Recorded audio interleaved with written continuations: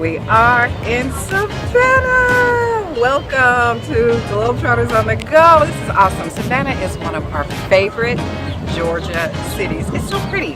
It is very architecturally similar to New Orleans, which that might be why we love it so much. Plus, you've got the lovely brown and muddy Savannah River that reminds us of the Mississippi River as well.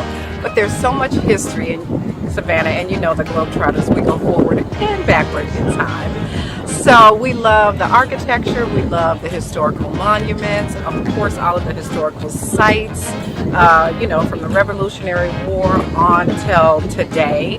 There's so much history in Savannah. Say hello to this beautiful city with its wonderful historic charm. So stick with us, Globetrotters on the Go, where we go forward and backward in time.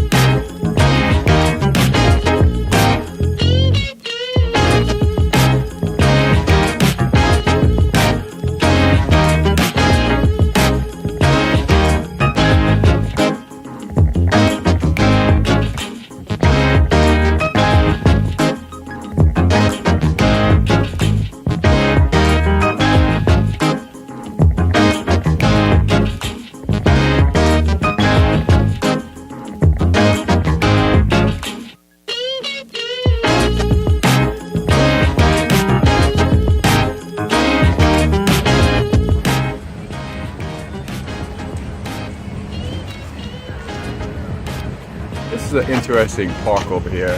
One time I visited Savannah, and they talked about how the sailors or the captains of the vessels that used to run up and down this river right here used to go in and basically capture a lot of the guys in the bars that were drunk and bring them and place them on the ship and take them out. And it was part of their way of manning their vessels. When I first heard that story, I thought, that sounds kind of interesting, until I got really close. And if you come over here, right here, that little entrance right here has been closed up and it has turned into like a drainage port. But that was once said to be the inlet that came out, where they took the sailors or the would-be sailors or the eventual sailors and came out and put them on board the ship, and they never returned back to Savannah. Oh, really? Really, Michael? That's what they Legend say. has it, right? Legend has it.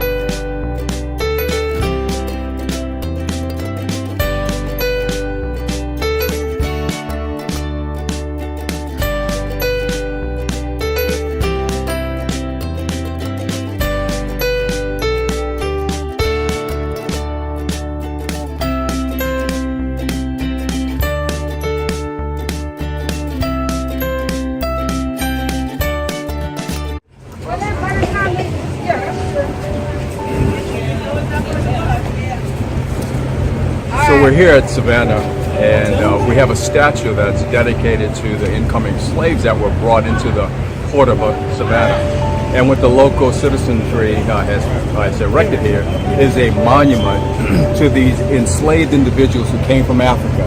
Now, a part of the revisionist history, as you can see, many of these individuals, as we know, did not come off the boat with a coat, tie, and shoes. But yet the citizenry here in Savannah thought it was appropriate, rather than showing the cruelty of slavery, decided to erect this monument. While good intentions was probably their efforts, it failed miserably at identifying how the cruelty of slavery here in the Americas. Once they arrived here, they were hauled up along this little walkway and placed in a pen or a dungeon until the factors or those individuals, the brokers, that decided where will they be sold up and down the river. They were marched up here and placed in these pins, as we will see here shortly. So follow along as we take a little walk down memory lane to see some other aspects of this interesting history. As I stand here at the opening of this cavern, this is where the slaves wound up after they got off the ship. I'm trying to imagine, with my limited imagination, what that must have felt like. To have to have sailed across the Atlantic or from the southern part of the Caribbean and arrived here in Savannah. And also to be taken off those boats after those long voyages and to end up here, only to be parceled out, separated, the men, the women, and the children, and then sold down the river to the various plantations along the Savannah River. It's kind of hard to imagine, but yet I can still appreciate. If it wasn't for many of these individuals, I probably wouldn't be here today.